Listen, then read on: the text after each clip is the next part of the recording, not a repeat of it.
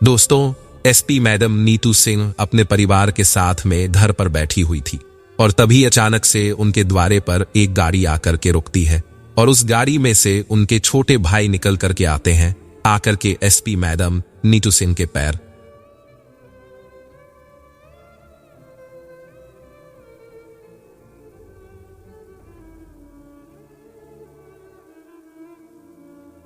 बहन, तुम्हें मेरे साथ घर चलना होगा। बहन कहने लगती है, तुम कहां से आए हो और इतने अर्जेंट में मुझे घर ले जाने के लिए कह रहे हो? क्या अब कोई बात हो गई है?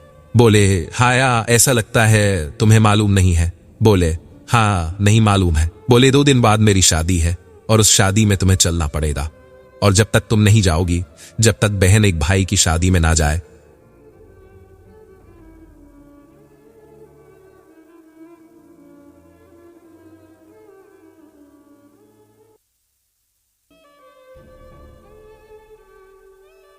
बहन के बिन शादी सुनी सुनी महसूस होती है, इसलिए आप तैयार हो जाओ और हमारे साथ घर चलो।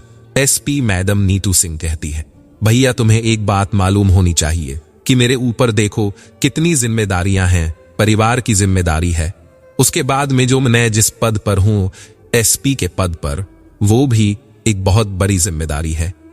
मैं इतनी बड़ी जिम्मेदारियों को छोड़ करके और 2 दिन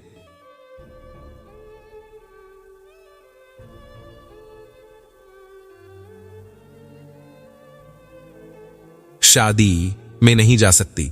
ये मेरा वादा है कि जिस दिन तुम्हारी शादी होगी उस दिन मैं तुम्हारे यहां जरूर आऊंगी और उस शादी में शामिल जरूर हो जाऊंगी। लेकिन वो भाई जिद करने लगता है। बोले, बहन, ऐसा लगता है तुम्हें मेरी शादी से खुशी नहीं है। बोले, खुशी तो बहुत है। बोले, फिर क्यों नहीं चल रही? हाँ, बोले, जिम्मेदारियों की बदौलत नहीं चल रही हूं। बोले,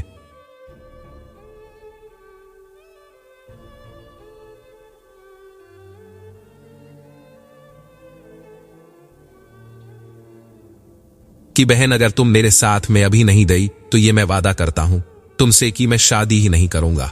अब एसपी मैडम नीतू सिंह लाचार हो जाती है। अपने भाई की जिद के सामने तो अपने भाई से कहती हैं कि तुम 1 घंटा रुकिए और हम अभी मार्केट में जा रहे हैं, उसके बाद में तुम्हारे साथ चलेंगे। बोले, ठीक है। अब अपने भाई को घर पर बैठा करके एसपी मैडम नीतू सिंह अपनी पर्सनल गाड़ी को लेकर के एक कपड़े की दुकान पर पहुंच जाती है और कपड़े की दुकान पर जाकर के दुकानदार से कहती है, भैया मुझे एक अच्छी सी साड़ी दिखा दीजिए। और वो दुकानदार एसपी मैडम को जो सादा कपड़ों में गई हुई थी और उनके मुख पर मास्क लगा हुआ था, शायद उन्हें किसी ने पहचाना नहीं था। दुकानदार उनको एक साड़ी दिखाता है और साड़ी दिखाने के बाद ऐसा कुछ होता है कि वह तुरंत पुलिस को फोन कर देता है और पुलिस को बुला लेता है।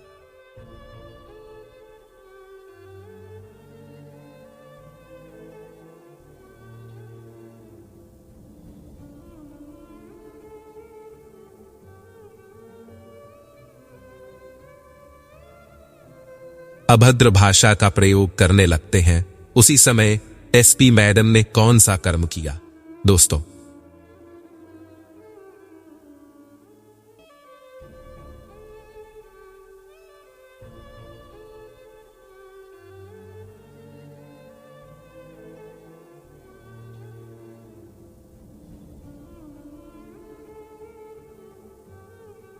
क्यों बुलाया और उस दरोगा ने कौन सी बदतमीजी की, जिस बदतमीजी के कारण उन एसपी मैडम ने कौन सा एक्शन लिया? बस आपसे निवेदन है, कहानी में अंत तक जरूर बने रहिए।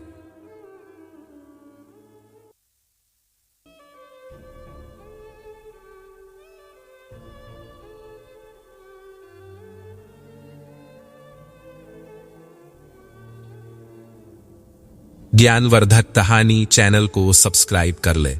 दोस्तों, यह कहानी शुरू होती है बिहार के पटना से। वहां के रहने वाले एक राम स्वरूप, जिनके 2 संतान है।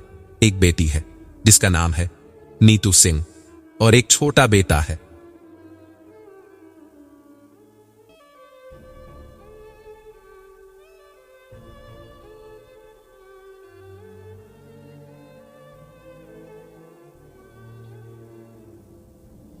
कोयानी अपनी बेटी को अपने बेटा को खूब पढ़ाया, बहुत पढ़ाया। नीतू सिंह पढ़ाई लिखाई में बहुत होशियार थी। उन्होंने हाई स्कूल की परीक्षा पास की थी तो उसमें अच्छे अंकों से और पास हुई थी। उसके बाद में जब इंटर में आई तो उन्होंने इंटर में पूरे जिला को टॉप किया था। पढ़ाई लिखाई में नीतू सिंह बहुत तेज थी, बहुत होशियार थी। नीतू सिंह ने इतनी मेहनत की कि उन्हें एसपी की पदवी मिल गई। वो एक एसपी साहिबा बन जाती है। अब दोस्तों उनकी एक जगह पोस्टिंग होती है, वहां पर बड़ी ईमानदारी से अपना कार्य कर रही थी, बड़े हर्ष उल्लास के साथ में अपना कार्य कर रही थी। और तभी उनके पिता ने एक अच्छा सा घर देख करके, एक अच्छा सा परिवार देख करके और एक अच्छा सा लड़का ढूंढ करके अपनी बेटी नीतू की शादी कर दी है। अब कुछ ही समय व्यतीत हुआ कि अपने परिवार के साथ में नीतू आनंद से रह रही है और तभी उनका छोटा भाई पहुंच जाता है। वह छोटा भाई जाकर के बहन से कहने लगता है, बहन 2 दिन बाद हमारी शादी है और उस शादी में आपको चलना पड़ेगा। तो एसपी मैडम कहती हैं कि ठीक है, हम तुम्हारे साथ में चलेंगे। पहले तो बहुत मना किया, लेकिन वह जब नहीं माना, उसने जब जिद की तो उन्होंने कहा,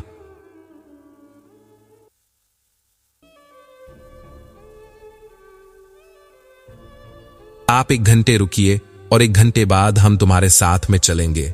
वही एसपी मैडम अपनी पर्सनल गाड़ी को लेकर के अकेली एक कपड़े की दुकान पर पहुंच जाती है और कपड़े की दुकान पर जाने के बाद में उस दुकानदार से कहती है, भैया मेरे लिए एक अच्छी सी साड़ी दिखा दीजिएगा। अब दुकानदार अच्छी साड़ियां खोल करके एसपी मैडम के सामने रख रहा है। एसपी मैडम देखती हैं, एक साड़ी पसंद कर लेती है, एक को रिएक्ट कर देती है। ऐसे ही देखते काफी समय व्यतीत हो जाता है, लेकिन उनकी समझ में कोई ऐसी साड़ी नहीं आई जिसे कि वो ले सके। अब एक साड़ी बहुत देर बाद एक साड़ी समझ में आई। उस साड़ी को देख करके एसपी मैडम ने कहा, हाँ भैया ये साड़ी हकीकत में बहुत अच्छी है और इस साड़ी का आप प्राइस बताइएगा, कितने रुपए की हमें मिलेगी और उतने रुपए हम आपको दे दें और इस साड़ी को पैक कर दीजिएगा।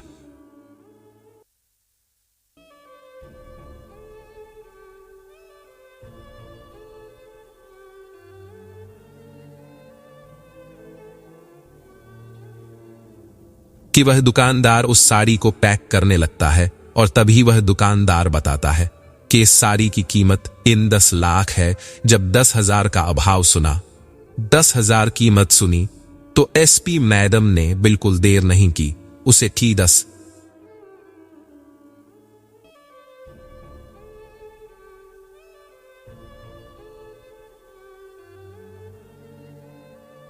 जब उसे लेकर के चलने ही वाली थी कि क्या देखा कि पैकिंग, जिस पन्नी में पैकिंग थी, जिस चीज में वो सारी पैकिंग थी, उसमें क्या दिख रहा है कि वो साड़ी एक जगह थोड़ी सी कटी हुई है।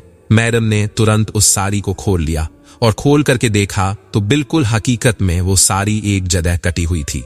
अब मैडम ने उस दुकानदार से कहा, भैया ये साड़ी आपकी कटी हुई है। अब चक्कर क्या पड़ गया कि मैडम ने उसको पूरी कीमत अदा कर दी थी, पूरे पैसे दे दिए थे, यानी कि जितने की साड़ी थी उतने पूरे पैसे दे दिए थे। अब दुकानदार नहीं चाहता है कि ये साड़ी वापस हो। अब पहली बात तो यह कि मैडम को उस दुकान पर वही एक साड़ी पसंद आई। दूसरी बात यह हुई कि वो साड़ी इतनी देर में पसंद आई, उसके बाद भी, और मैडम को वो साड़ी कटी हुई मिल गई। अब दुकानदार कहने लगा, मैडम माफ करना, यह साड़ी हम वापस नहीं कर सकते। वो मैडम कहने लगी, वापस क्यों नहीं कर सकते, जब मैंने अभी तुरंत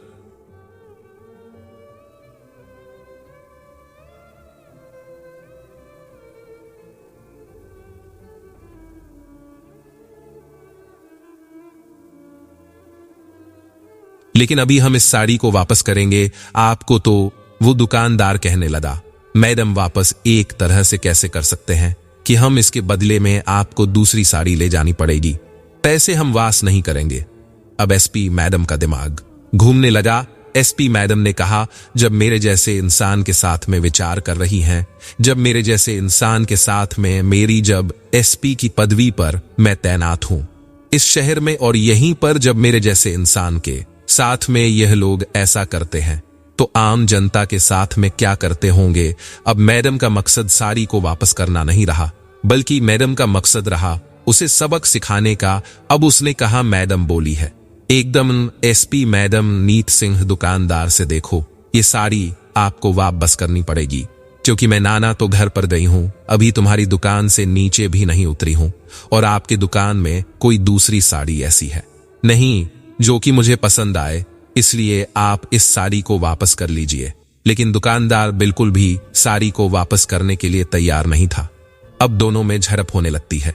उसी झड़प के बीच में दुकानदार को कुछ नहीं मालूम है, उसने तुरंत पुलिस के लिए फोन कर दिया। अब पुलिस की टीम दुकान पर आई है, और दुकान पर आने के बाद में उस दुकानदार से पूछती है, कहो क्या बात है? तो अब मैडम ने विचार किया, चलो इसने पुलिस को ही तो फोन किया है, तो पुलिस आकर के न्याय करेगी। लेकिन पुलिस कहां न्याय करने वाली थी दोस्तों। उस जगह पर अब दुकानदार ने विचार किया कि जब यह 10,000 की साड़ी वापस होगी,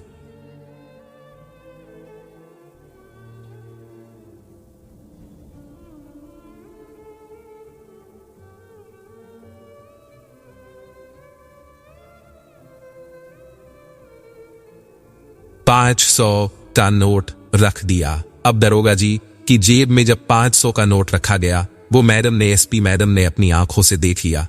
अब वो दरोगा जी एसपी मैडम की तरफ कहां बोलने वाले हैं, वो अब सच्चाई कहां बताने वाले हैं। उन्होंने आकर के एसपी मैडम को ही धमकाना प्रारंभ कर दिया कि तुम शायद जानती नहीं हो, दुकान से खरीदा हुआ माल वापस नहीं होता है, बल्कि बदला जाता है। एसपी मैडम ने कहा कि जब मुझे कोई चीज इस जगह दुकान पर पसंद नहीं है तो मैं कैसे बदल सकती हूं?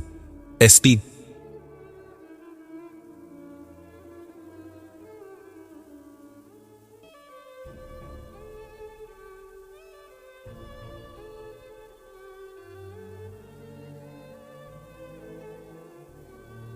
बदतमीजी करने लगा है, उन्हें धमकाने लगा है कि मैं तुम्हें थाने लेकर के जाऊंगा, मैं तुम्हें जेल में बंद कर दूंगा, तुम्हारे ऊपर ये एक्ट लगा दूंगा, वो एक्ट लगा दूंगा। अब दुकानदार बहुत खुश है, बोले पुलिस वाले हमारी पक्ष ले रहे हैं। तभी एसपी मैडम को क्रोध आ जाता है। क्रोध में आकर के कहने लगती हैं कि देखो, चाहे तुम मुझे थाने ले जाओ और चाहे तुम मुझे कहीं ले जाओ, लेकिन यह साड़ी तो वापस करके ही रहूंगी। जब ज्यादा बात बिगड़ने लगी है, तो वो जो पुलिस टीम आई थी, उसमें जो दरोगा को रिश्वत दी गई थी, वो दरोगा जी तुरंत एसपी मैडम का हाथ पकड़ते हैं। तो एसपी मैडम और ज्यादा गुस्से में आ जाती है और कहती है, तुम्हारी हिम्मत कैसे हुई मेरा हाथ पकड़ने का? तुम्हें कानून का कुछ पता है कि किसी लड़की को जब तक लेडीज पुलिस साथ में ना हो तब तक गिरफ्तार नहीं कर सकते हो। आप ये क्या कर रहे हो? मेरा हाथ आपने कैसे पकड़ा? लेकिन वहां पर मैडम की सुनने वाला कोई नहीं था।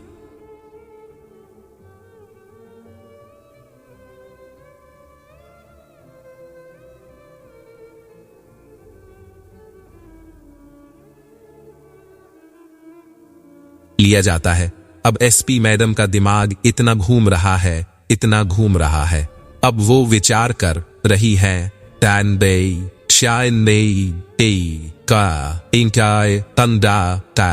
कि एक तो मेरा भाई इंतजार कर रहा है, घर पे दूसरा ये मेरे साथ में इतनी बदतमीजी कर रहे हैं। अब मैं अपनी पहचान तब तक छुपाऊं? अगर मैं इनको अपनी पहचान बताती हूं,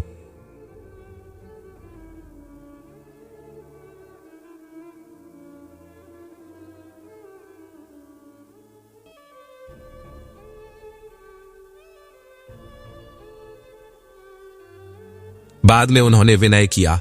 पहले तो उन थाने में जितने भी लोग थे बोले, जब मेरी कोई गलती नहीं है उसके बाद भी आप मुझे अरेस्ट करके लाए हो। दूसरी बात, आपके पास में कोई महिला कांस्टेबल नहीं है जो कि मुझे अरेस्ट कर सके। आप पता नहीं कितना कानून का उल्लंघन करते हो। वो दरोगा जी कहने लगे हैं, हमें कानून का पाठ मत पढ़ाइए, हमें सब मालूम है कौन कब कहां कैसे अरेस्ट करना है, कौन किसको कौन सी सजा दिलवा नहीं है, ये हम सब जानते हैं।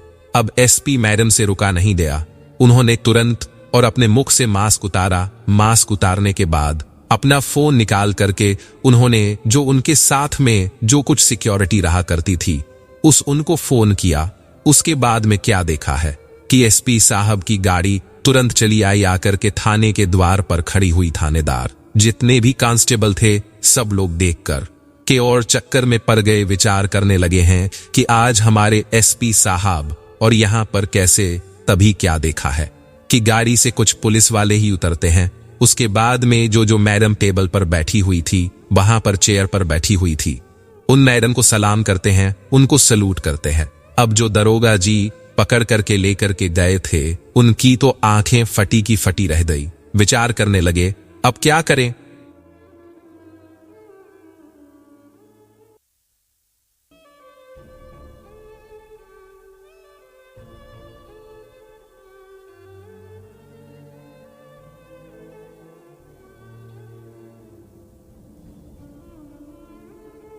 है और बगैर किसी बात के अरेस्ट किया है। वो कोई और नहीं, वो हमारी ही एसपी मैडम नीतू सिंह है। मेरे भैया, आप जितने भी वहां पर जो कांस्टेबल था, जो दरोगा था, जो कांस्टेबल उस टीम में शामिल होकर के पकड़ने के लिए गए थे, वो सब हाथ जोड़ करके सामने खड़े हैं। मैडम, बहुत बड़ी गलती हो गई, मैडम माफ कर दीजिएगा। लेकिन मैडम का गुस्सा सातवें आसमान था।